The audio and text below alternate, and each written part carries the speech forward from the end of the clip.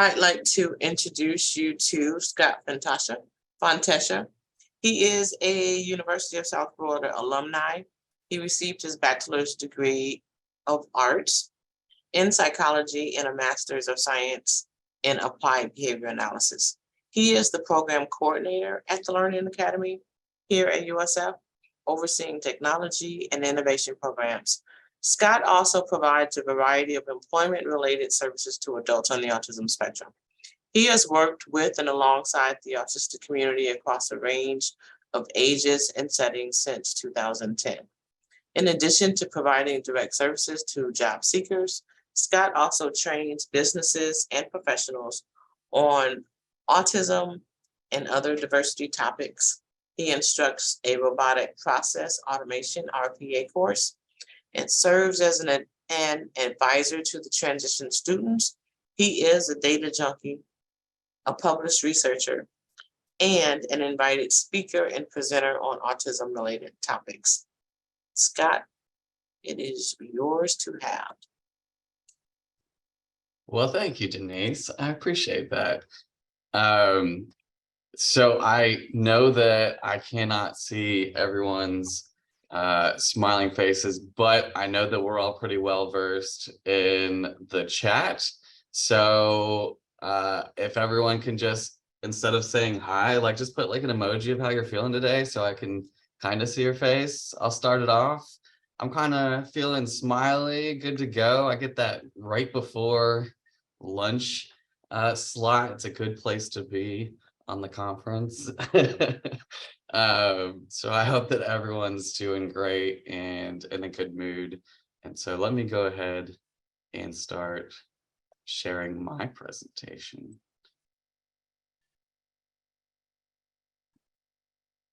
Thanks for rolling in all those emojis. I'm hoping to break the chat function here on Zoom today. That would be awesome.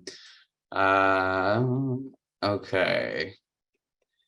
Is everything showing up all right for you guys? Yes, it is. So, all right. So I am Scott Fontechia. As you heard, I'm going to be going through this talk on benefits of hiring persons with disabilities. A brief disclaimer at the front. I've got that cough that like is going around right now. So there's going to be just these random times that I start coughing. So apologies for that, but I'm okay. So real quick, just to chat about who the heck are we at the Learning Academy. So we are a very cool program here at USF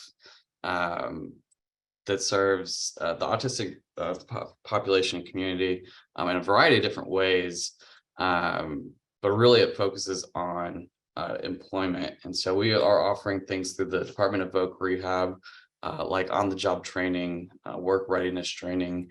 We have a fantastic 30-week transition program that I could talk all day about, but I will spare you all.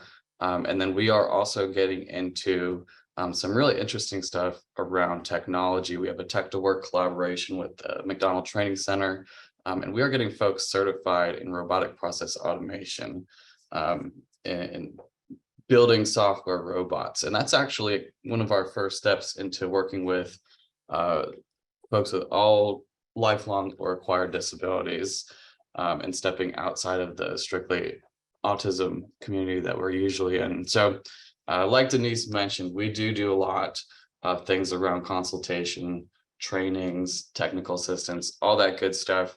If anyone's curious to learn more about us, by all means, reach out at some point or check us out online. But I just want to do a quick intro of who we are. We are located here on the USF Tampa campus. We are small but mighty. So that's us, and that's me. I've been kind of in this field for about 13 years now, mostly working with folks on the spectrum. Well, let me go ahead and keep this going. So here's kind of what some of the objectives I have for us today are going to be. Taking a look at perspectives on hiring itself, talking about the benefits to the individual, characteristics of persons with disabilities, and mostly the benefits to the business. So this is going to be kind of a continuation and building on what Gary was chatting about this morning, which loved his presentation. He's fantastic. It's the second time I got to see him speak. So I'm really glad FCIC brought Gary in this morning. A lot of great insight. Thanks for having me too. I don't know if I said that yet, but when we think about the disability community in terms of employment, it really is a vast and untapped market of people. So there are, as of 2018, there are over 15 million people that fall within that quote unquote working age of between 16 and 64. 75% of folks without a disability were participating in the workforce compared to only 29% of people with disabilities. And then when we start to look at unemployment rates, and this is the most recent one as of 2022, we see that the disability unemployment rate is still over twice as much as folks without a disability. So 7.6% compared to 3.5%. And that number can actually rise depending on which specific disabilities you are looking at. And so in my field, folks on the autism spectrum, when we start to look at unemployment and underemployment, we actually find numbers that go as high as 75%, even up to 80 or 90% by estimates of some experts. So as you can imagine, that means there's an immense untapped talent pool of folks out there who are ready and able to work, of nearly 11 million people, probably more so. When we start to think about those perspectives on hiring people, we tend to be able to compartmentalize that into three different perspectives: a moral, legal, and economic perspective on hiring. And so moral is kind of all encompassing, right? And so that's when we start to think about, well, hiring people is the right thing to do. Increasing diversity, making sure our spaces are accessible, inclusive, all these things are checking off these moral checkbox. It improves company reputations or PR, or it's a good look, or whatever it might be. Perhaps some folks look at it as charitable, whatever it might be. So that's that kind of all-encompassing moral look at hiring. Within that, you can start to get to the legal aspect, and that could encompass things like the Americans with Disabilities Act, where there's really a focus on minimizing and eliminating discrimination in the workplace and hiring practices. A big focus on accessibility, providing accommodations. And a specific example could include something like Schedule A hiring, where entities have a certain percentage or quota to meet when hiring folks with a disability. Fun fact there is the United States is not unique in that kind of hiring. There are a lot of countries in Europe that also have quota systems for hiring folks with a disability.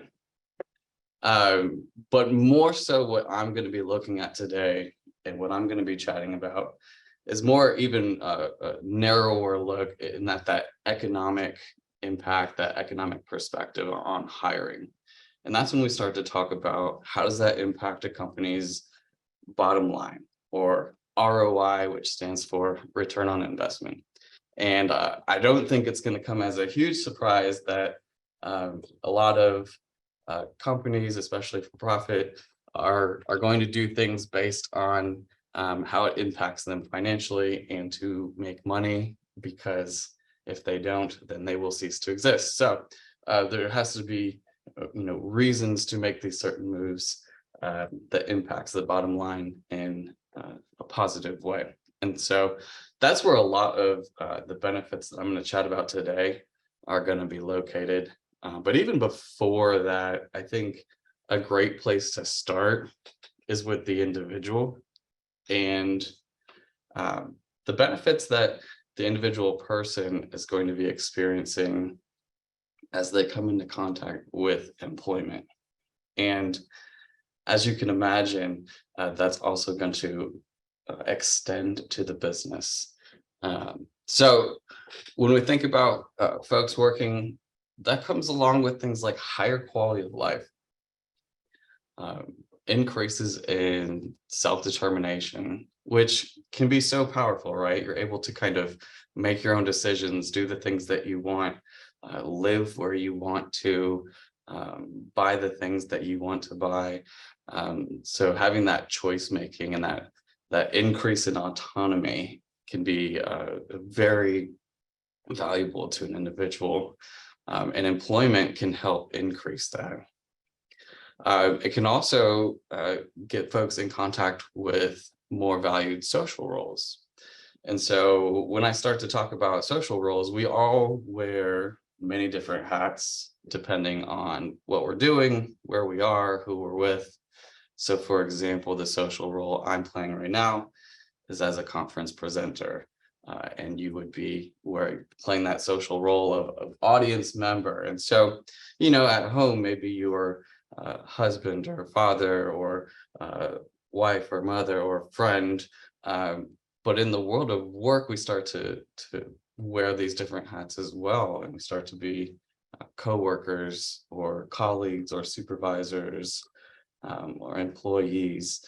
And those social roles come with their benefits as well. And I think some of the ones that are really obvious are kind of these ABCs right here, these feelings of acceptance, belonging, and contribution. And so I think in general, a lot of us seek out and look for acceptance, whether it's acceptance from our peers, our families, our communities. We kind of hope for and look for that, as well as belonging. It feels good to belong and to be part of a group or a community, which is a lot of times what a workplace can turn into, as well as contribution. And so playing a part,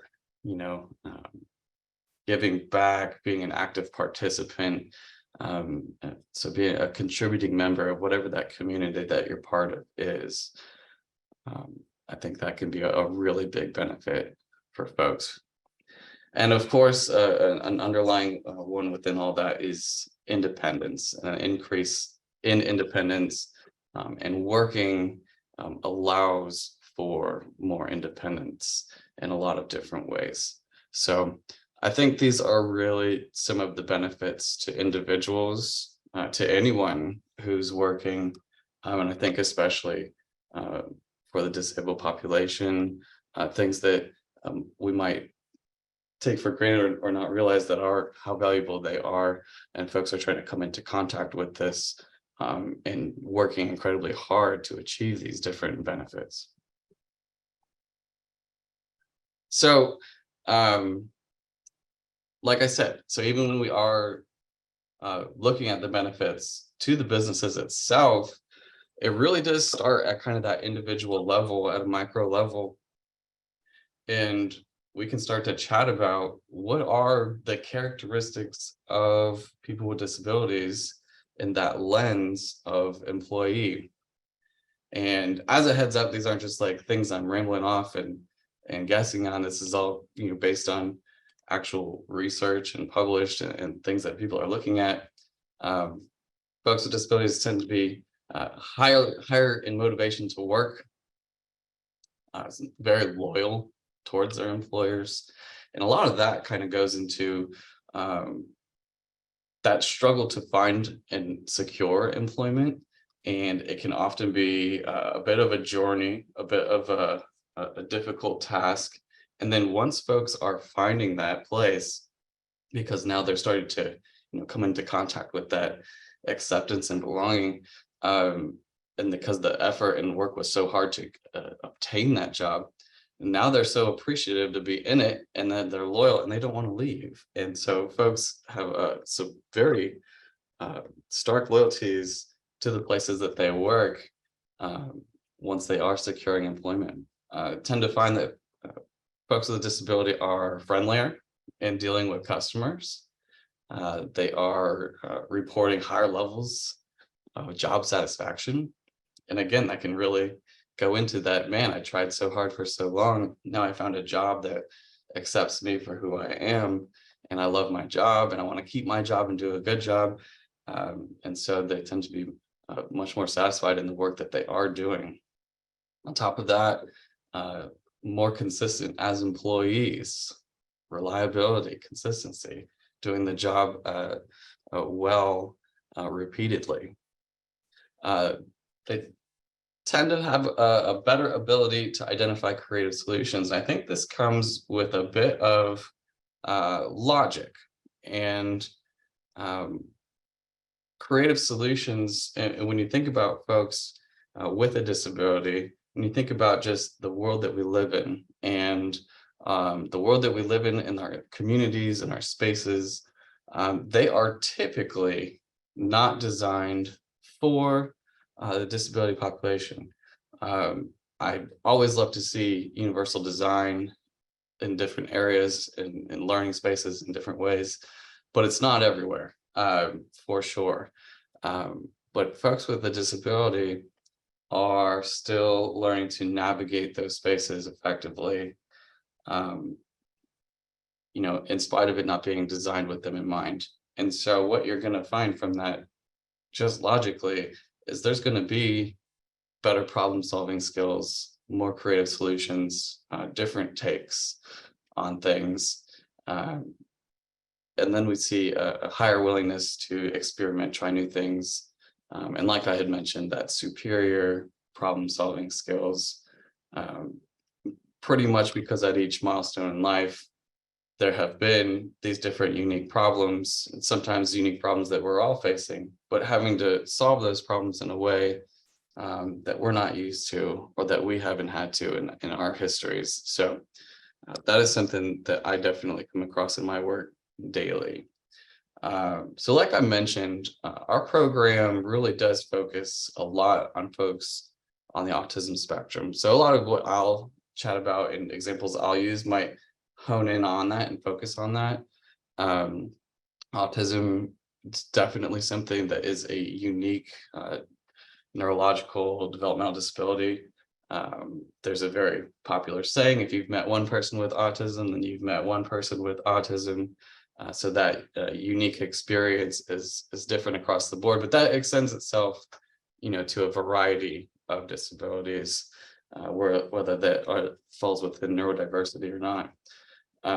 So everyone is experiencing things in a unique way. And so some of the things that we tend to see from folks on the spectrum or folks with a disability start to look at things like this. So enhanced attentions to detail. So things like being very thorough, having high accuracy, deep focuses, having very specialized interest areas are things that they're very good at, high levels of concentration, being able to focus in and be free from distractions on the job, observational skills. Sometimes we come across folks who are fantastic observers, listeners, visual learners, great at researching, finding facts, things like that.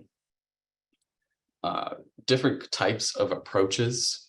And so folks will have methodical approaches, doing things very analytically in patterns, being able to be really good at repetitive tasks.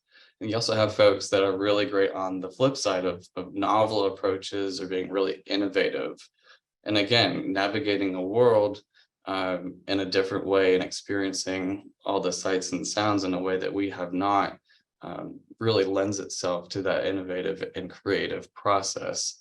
So you get a lot of folks with enhanced creativities, high levels of empathy, great expressions of ideas, very imaginative, and sometimes even, that whole thinking in pictures or having just really unique, creative minds that lend itself well to an employment setting. Even more so, things like absorbing and retaining facts.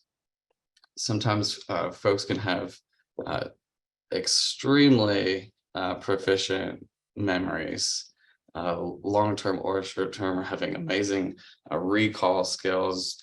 And then sometimes it's the flip opposite. Sometimes that can be something that's a very challenging thing for folks.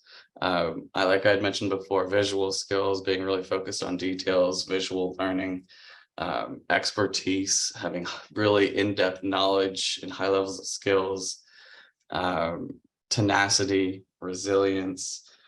So having that determination, that motivation to work, being very accepting of other people and differences, being much less likely to judge other people or their coworkers, and high levels of integrity, especially when it comes to things like loyalty and commitment. Within the autism community, there's a desire for regular predictability, sameness. And so changing work or jobs is not always ideal, and working within that company and being loyal and wanting to grow within that company is something that we see very frequently. So that's kind of like a breakdown on characteristics of what a lot of folks with disabilities are bringing with them and carrying with them, just as personal traits into the table. But what does that mean for a business? How does that translate to the business world, to the world of work? So here's some advantages that we definitely start to see as we're hiring folks with a disability. Lower absentee rates. So then you have a more reliable employee who is at work, who is punctual, who is present, who's on time. Lower employee turnovers. That's going to save businesses money in the long run, because it's really expensive to post jobs and interview for jobs and hire people and have an orientation process and train. And so having lower employee turnover is a really valuable asset for businesses. There's a higher return on investment within training and developing the talent within folks, again, because they are long-term employees, high levels of loyalty and sticking around and wanting to grow within that company. So there is a better return on the investment within this. Overall, you start to see more positive work environments. Think about how folks are being friendlier with customers. Makes sense, right? Increases in productivity when you have a more consistent employee who is more motivated. I think, again, you can kind of connect the dots. It makes sense, and productivity levels are going to go up. Companies like JP Morgan have released data on their own, like Autism at Work initiatives, just using an example where they've seen the neurodiverse employee compared to their neurotypical peer is as much as 100% more productive. So things like that, higher levels of innovation, different approaches to problems, creative and new solutions. You're seeing things like increases in business performance, market shares, shareholder values, all different things that are really important to companies, to businesses. So this is a pretty cool list of advantages to companies, right? You'd think they'd make more of an effort. There's a really cool document out there that anyone can kind of get a hold of and read through and check out. I recommend it. It's called the Disability Inclusion Advantage. It's put together by the AAPD and Disability In folks. And one thing that they did within a study that they ran was they identified what they called a disability inclusion champion. So they looked at a bunch of US companies, 140, and they have a tool that they use called the Disability and Quality Index. And what they did using that tool is they were able to identify which companies within that 140 were considered, quote unquote champions in this world of disability inclusion. And so number wise, they wanted to kind of evaluate, how did they do compared to their peers? So champion companies within that study had 28% higher revenues. They had double the net income. There was 30% higher economic profit margins, 2 to 4 times as likely to have higher shareholder returns than their peers, and as much as 30% lower turnover rates. So all these things are highly impacting those bottom lines company to company, and extremely valuable. As we continue to chat about these benefits, when we think about people with disability who work, they are less reliant on benefit programs. And so this is a big thing within disability community and folks that I work with, especially, is there are disability benefits that folks genuinely can be fearful of losing, and sometimes will accept employment at lower levels or underemploy themselves, or intentionally work lower hours because they don't want to lose disability benefits, or they don't understand the disability benefits well enough to have that confidence to do more. And so folks are scared of losing things like healthcare, and reliable income that's guaranteed, so that they can maintain a certain lifestyle. So folks who are working and do have that confidence and are able to leave the benefit programs behind in the dust, that's really a powerful thing for folks. So becoming less reliant on those programs, I think, puts folks in a much better place. People with disabilities who are working are taxpayers, so they are significantly adding to the economy. The disability population, as far as a market sector, is like the 3rd largest in the entire country. There's spending power there, so they're also consumers. There's spending power there of like upwards of like $500 billion that folks are making income wise, and putting those dollars into the economy. And so when you start to think about the percentage of folks who are not working or who are working, I mean, that can sway the economy in massive ways, just by increasing employment rates by small percentage points. And then a really buzzworthy and hot topic these days is employee engagement and measuring employee engagement. And folks with disability tend to be more engaged employees. So that is a valuable thing for businesses to consider nowadays. There are, those different incentive programs out there, federal and state benefits. And so that's when we start to think about things like WOTC, the work opportunity tax credit, that you tend to see on all those online applications towards the end as you're disclosing different things about yourself. Disabled access credit. Those are things like being able to secure money and funds to make your business more accessible, like building ramps, things like that. There's the state vocational rehabilitation agencies that are out there with specific missions to help folks with employment and to overcome any financial barriers that might be in the way. And there's even APD that has similar programs with employment services. So they have an employment enhancement project, has like $1 million for folks who are even on the wait list for APD, because I know securing APD, sometimes it takes time. Places like Career Source. So there are definitely things that folks can access out there. And then when I had mentioned things like accommodations and chatting about accommodations, that tends to be one of those unknowns or stereotypes out there that accommodations are somehow overwhelming or difficult. When in reality, the majority of accommodations are actually free. About 59% are completely free, and then the remaining ones average less than $500 a person. And I'd say even typically far less than that.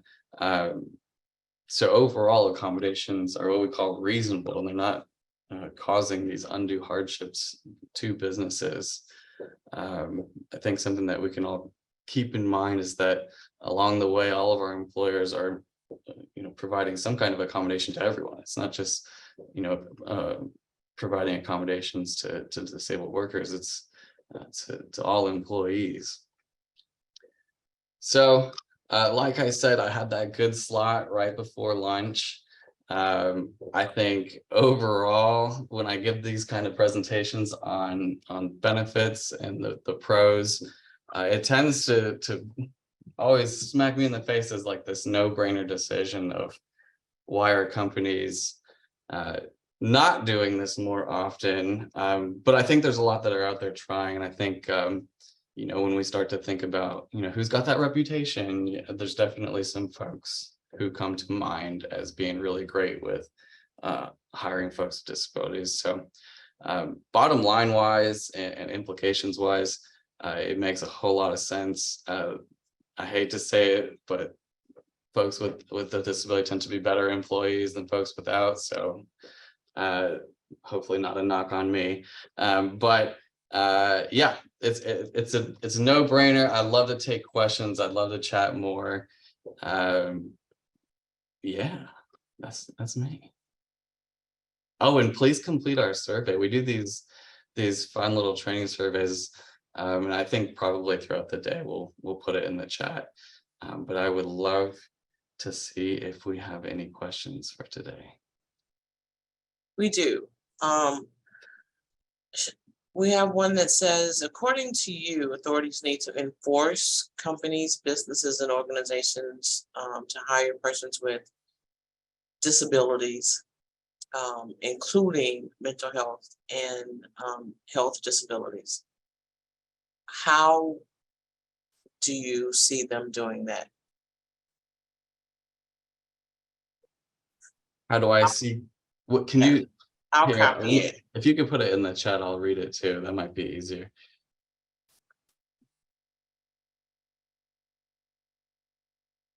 Yeah, because I know part of the answer is I know President Biden has an initiative to increase the employment of individuals with disabilities. So according to you, authorities need to enforce on companies. So that's kind of talking about that quota system that federal organizations have.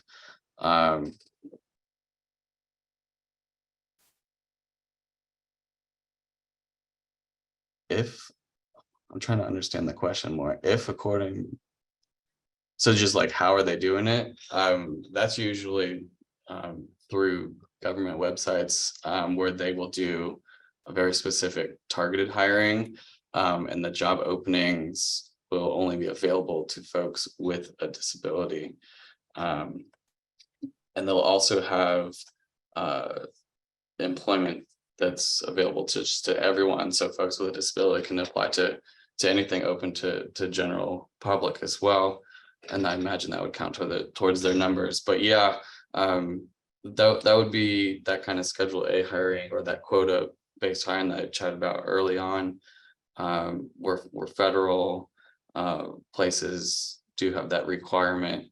There's not so much an authorities enforcing that on private companies or businesses, though. Please visit our website for more information about our programs, projects, and how you can get involved.